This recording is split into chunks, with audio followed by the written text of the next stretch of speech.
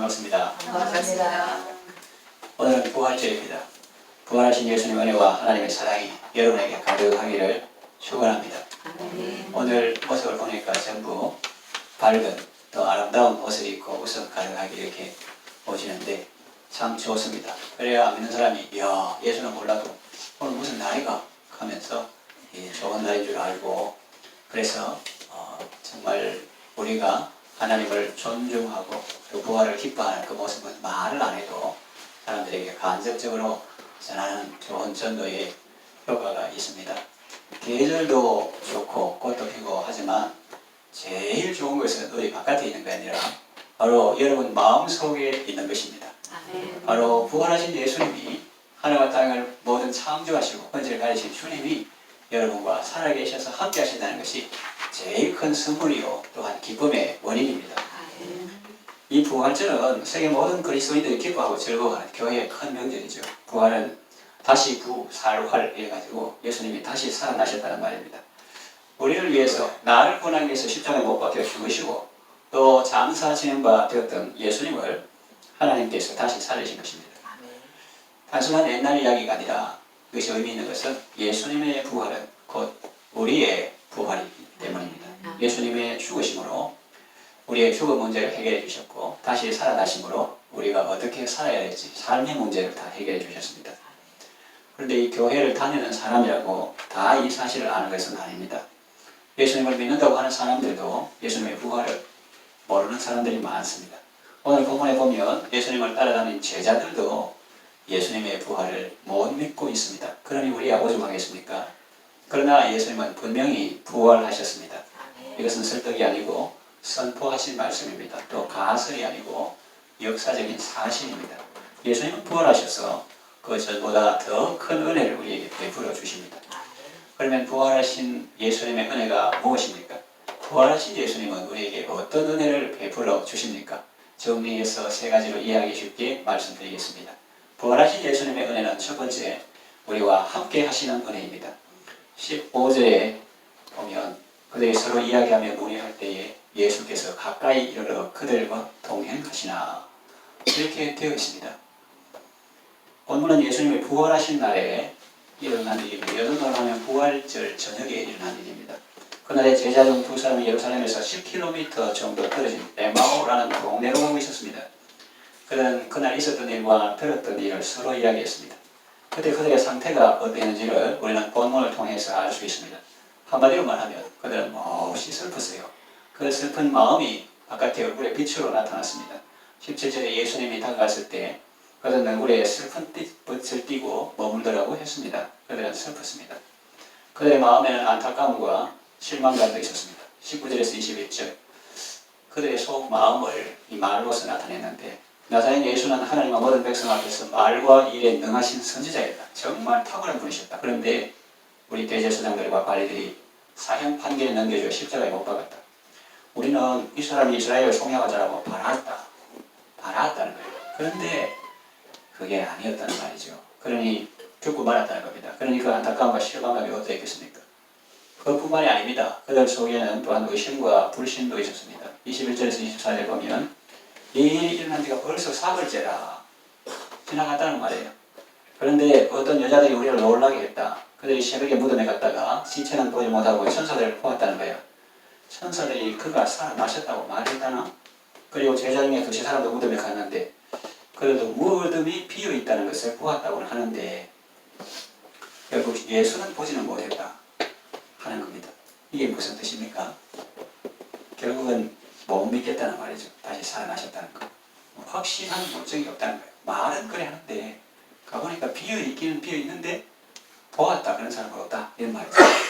여러분 제자들의 모습을 보면서 어떤 생각이 드십니까? 안 됐다는 생각도 들지만 어떤 동질감도 들지 않습니까? 왜일까요? 그들의 모습이 바로 나의 모습이기 때문입니다.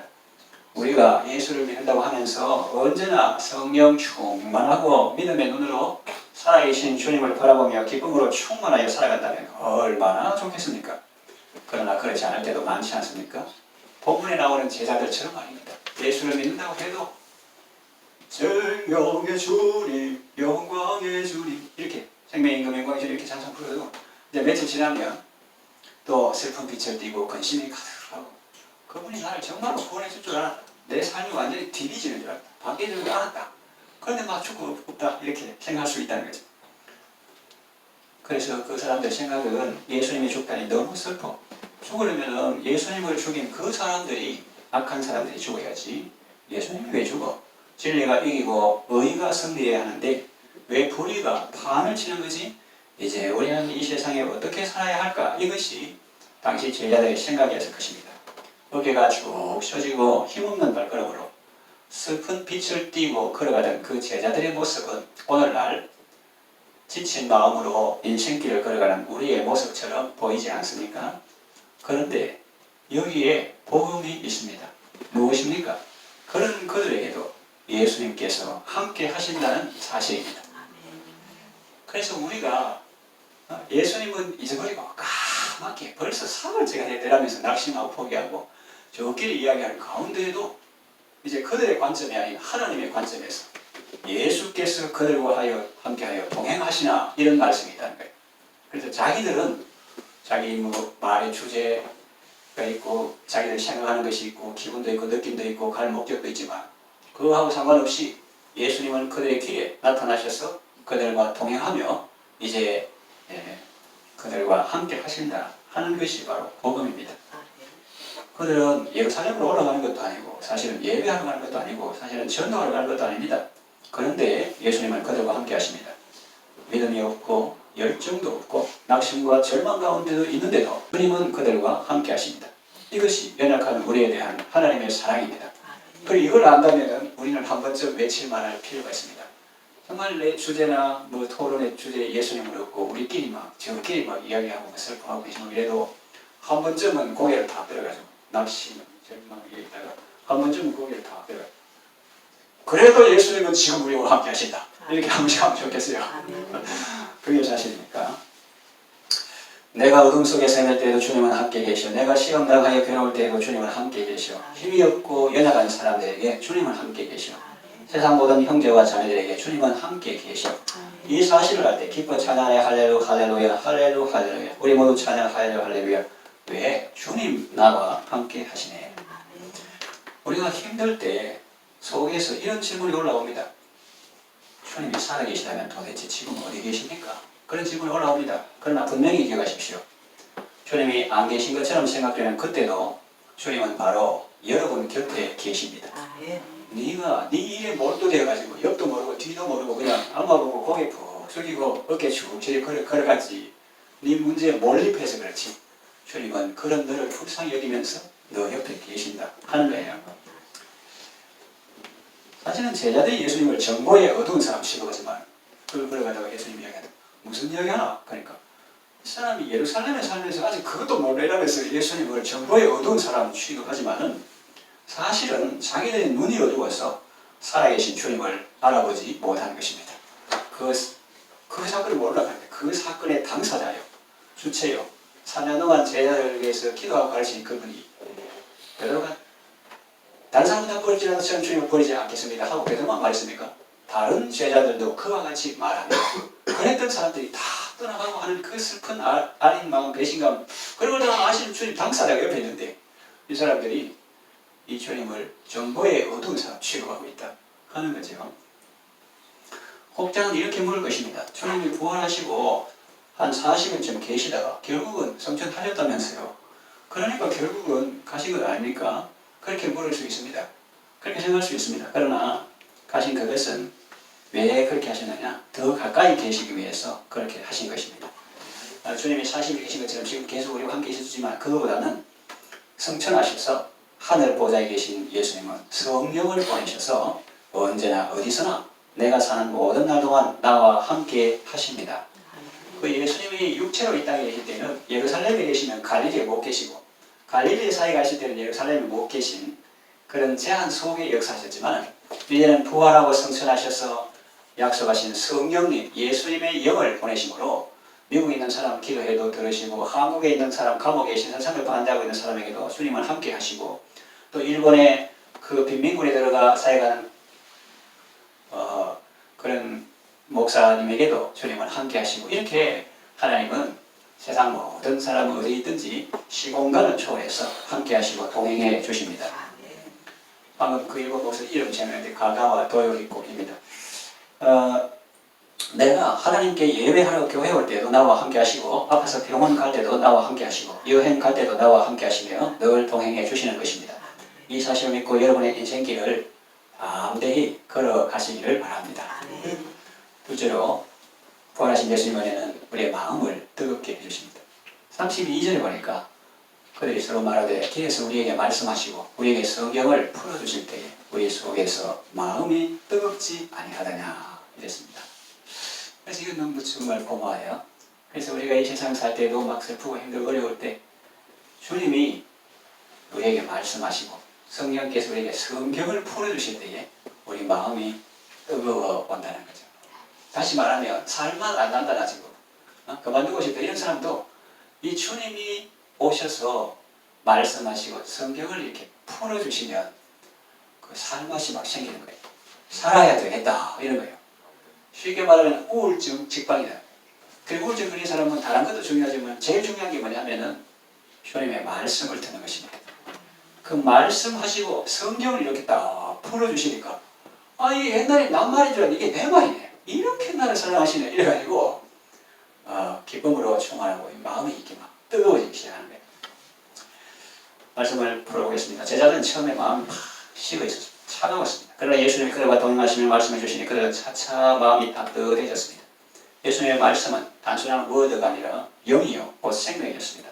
말씀을 듣는 동안 그들이 살아났습니다. 기분이 업 되었습니다. 말씀을 들을 당시에는 그 집중해서 듣느라고 잘 몰랐지만 후에 그들은 당시를 회상하면서 이렇게 고백하죠. 아까 이건 32절인데 길에서 우리에게 말씀하시고 우리에게 성경을 풀어주실 때 우리 속에서 마음이 뜨겁지 아니하느냐 그랬습니다.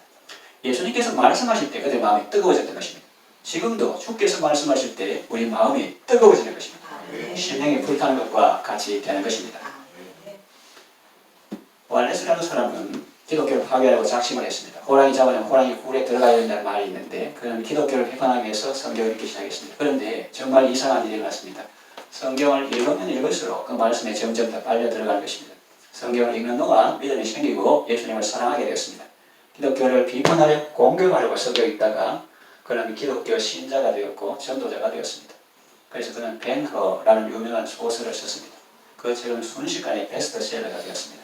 그리고 영화가 되어서 수많은 사람에게 기쁨과 감동을 선사하고 있습니다. 그리고 크리스마스 때쯤 되면 방송마다 그 벤허라는 영화를 상영하기도 합니다. 무슨 말을 하는가 하면은 아무리 그 악한 사람이라도 이 자꾸 하나님의 말씀을 듣고 오늘 본문 말씀처럼 예수께서 그에게 나타나 말씀하시고 예수님의 영이신 성령님께서 그 성경을 풀어주실 때 그의 마음이 따뜻해지게 되는 것입니다.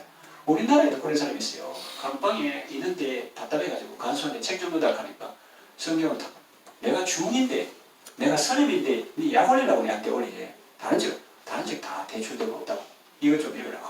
그래가지고 심심하니까 그거 있는데 어떻게 돼요? 이 공식에 대입하면 예수님께서 말씀하시고 성경을 풀어주시니까 마음이 따뜻해지는 거죠. 그래가지고 회심하고 예수님을 믿게 되는 그런 감정이 있습니다. 예수님은 지금도 우리 인생길에서 우리와 함께 하시며 말씀을 통해서 우리를 살려주십니다. 시편에 거기 나와요. 저도 그랬어요. 그런 걸 경험했어요. 주의 말씀이 나의 노래가 되지 아니하였더라면 내가 내 고난 중에 멸망하였으리이다. 안 그래도 내 고난에 치여가지고 터져가지고 깨져가지고 박살을 가지고 완전히 없어졌을 건데 주의 말씀이 고난 중에 내 노래가 되었다. 맨날 그 노래 부르고 산에 가고 뭐 어디 가든지 늘 기도하고 그랬더니 이제 그것이 고난 중에 위로가 되고 또 그것이 나를 살게 했다 하는 겁니다. 시편에 나와요. 사람은요 체온이 떨어지면 죽게 됩니다. 그렇죠? 체온이 1도 올라가면 면역력이 많이 생긴다. 그렇게 합니다. 그래서 이 식은 가슴으로는 이 세상을 살아갈 수 없죠. 부활하신 예수님은 썰렁한 우리의 인생을 따뜻한 인생으로 바꿔주십니다. 지금도 성령으로 우리에게 말씀하시며 우리를 살려주십니다. 부활하신 주님의 은혜로 생명이 역동하는 건강하고 복된 삶을 살아가시기 바랍니다. 실제로 부활하신 예수님의 은혜는 눈이 밝아지게 해줍니다. 31절을 보니 그들의 눈이 밝아져 그인 줄 알아보더니 예수는 그들에게 보이지 아니하시는지라 그랬어요. 눈이 밝아지게 해주십니다. 아이는 엄마가 어디 가면 웁니다. 아무리 맛있는 과자나 재미있는 장난감을 주어도 엄마가 없는 걸 알면 그때부터 울기 시작합니다. 우리 인생도 그렇습니다. 우리 인생이 언제 불안하고 두렵습니까? 그것은 자기 생각에 주님이 보이지 않는다고 느낄 때입니다. 그러나 주님께서 나와 함께 하심을 보면 전혀 불안하거나 두렵지 않습니다. 어떤 어려움도 아무 문제가 안 됩니다. 주님은 만유의 주가 되시기 때문입니다. 이걸 요즘 말로 바꾸면 우리가 예수님을 믿으면 예수님께서 우리에게 아주 비싼 거 2개 주십니다. 첫째는 고성능 망원경 주시고 그 다음에는 고성능 현미경을 주십니다. 이거는 뭐 억수로 비싸가지고 사람들이 값을 칠 수 없는 건데 망원경 오늘 예를 마치고 줍니까? 이렇게 하는데 잘 해보세요. 이 예수님을 믿으면 하나님께서 말씀을 통해서 우리의 눈을 밝게 해주시는데 근데 일본에 그 우리나라에 와 있던 사람 공부하고 판사하고 뭐 이런 사람 뭐 신문도 보고 매일 공부하고 그러겠죠. 그런데 손양원 목사님 감옥에 갇혀 있습니다. 그런데 누가 더 멀리 보면 손양원 목사님 더 멀리 와. 하나님께서 주신 망원경을 받았기 때문에. 그 일본 망한다 이렇게 하는 거예요. 왜? 일본 우상성이니까 망한다. 그 일본 사람들은 우리가 지금 하나님 믿는 것처럼 천황을 현인신이라 해가지고 사람으로 나타난 하나님 해가지고 하나님 믿으면 그게 언제까지 우리 되나 하면 우리가 일정 한계 벗어나고 그래도 그 사람이 이제 미국한테 쳐가지고 이제 메가드 그 헌정 받게 되잖아요. 그런데 이 사람들은 일본 천황이 신인 줄 알고 있었는데 그 이제 메가드가 저기 천황 만난다고 하니까 옆에 안내하는 사람이 먼저 묻기 전에는 들어가 말하지 말고 이렇게 얘기를 가르쳐도 메가를 무시하고 이제 만나가지고 그 옆에서 이렇게 또 자유롭게 주머니에 손놓고 사진 찍은 게 일본 국민에게 공개됐어요. 그러니까 자기 천황들이 생각할 때는 차례 자식가 이걸 가만히 조면하고 쉽게 말하면 백인 쇼군 이 메가드를 크하게 해가지고 자유롭게 있으니까 우리 천황이 요거밖에 안 되나 이렇게 생각하고 또 메가드도 글 쓴 거 보면은 천황이 팔이 잡는 그런 모습 이런 거라든지 또 이 천황이 나중에 고백을 했어요. 여러분 나는 신이 아니고 사람입니다. 이러니까 그 백성들이 충격을 받았어요. 충격을. 그 정도로 이 사람들은 하나님 믿는 것처럼 그때 천황을 믿고 궁극주의는 그걸 통해서 자기 세력을 뻗어가려고 그렇게 한 시대가 있었어요. 그 남말할 거 있습니까? 우리나라도 북쪽이 지금 그렇잖아요. 우리나라도 북쪽에 주체사상탑은 하나 있고 영생탑은 전국에 있다고. 영생탑. 외대한 수령 뭐 아무개는 영원히 우리와 그러니까 북한 사람들이 남한에 나와서 성경을 보고 어디서 많이 본 그런 글이었고요. 하나님에 대한 것이 수령한테 대한 것처럼 그렇게.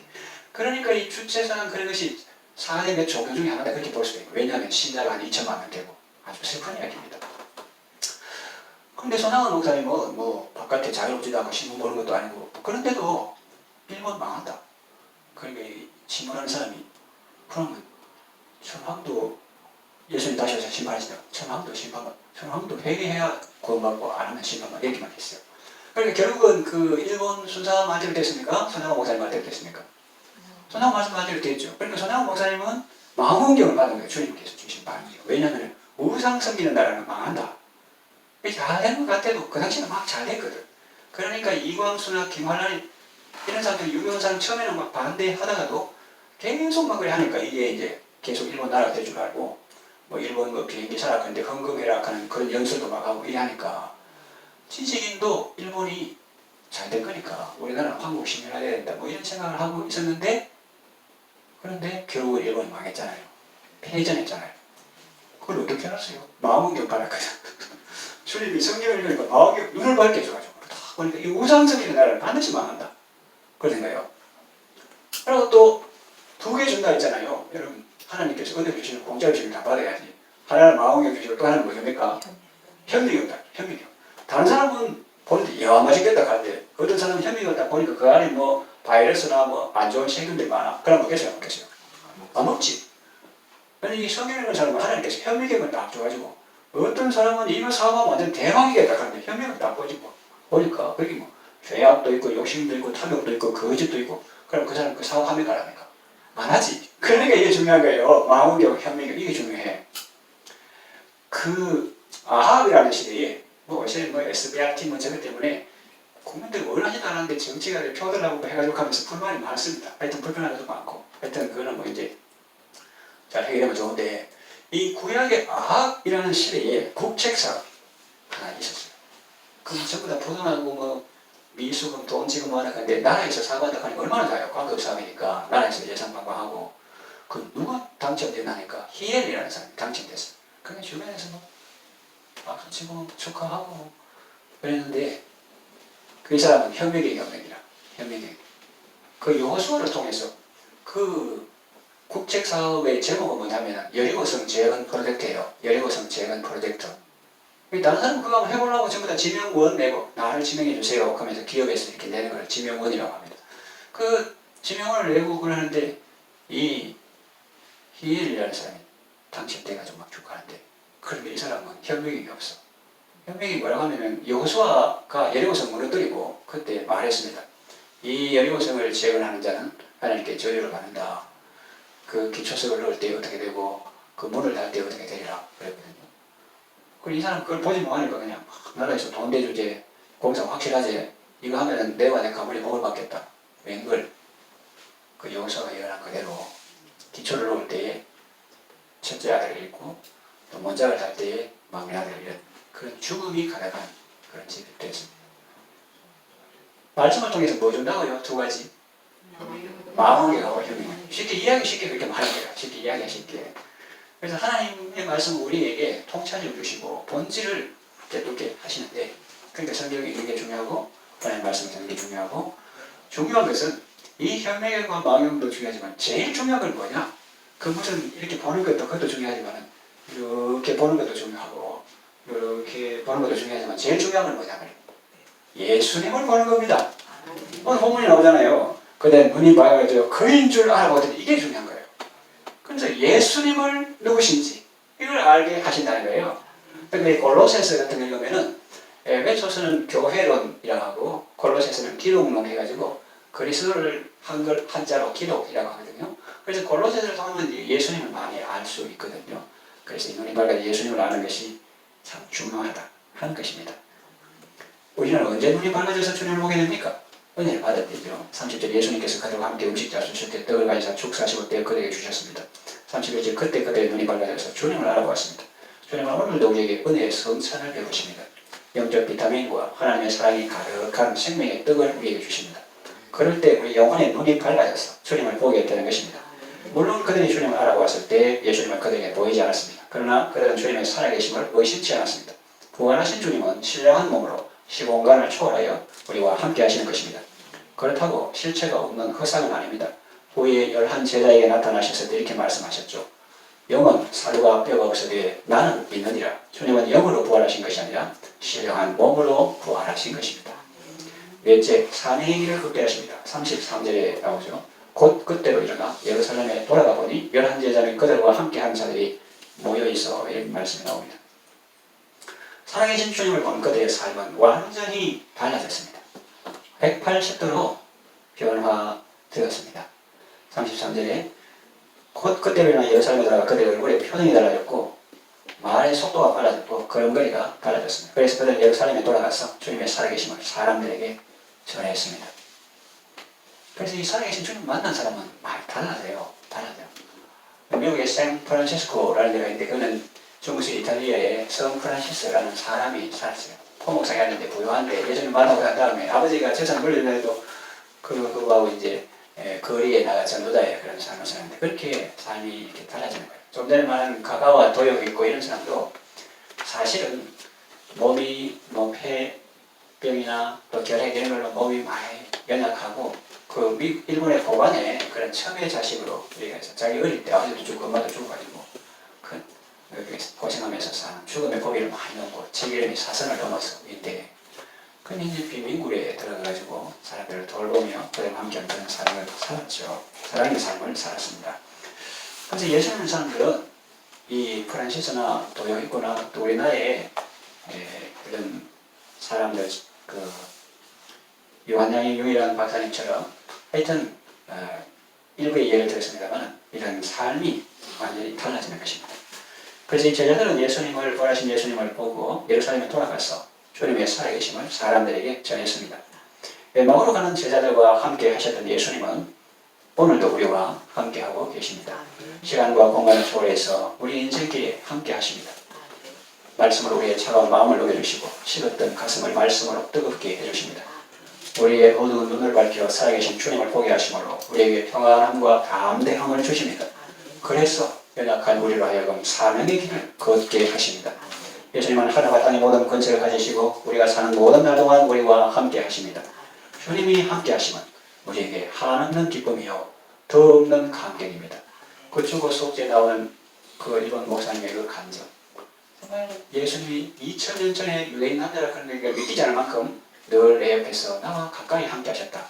그런 걸 읽어보시기 바랍니다. 지금도 살아계셔서 우리와 함께 하시는 예수님을 모시고 건강하고 복된 삶을 살아가시길 바랍니다.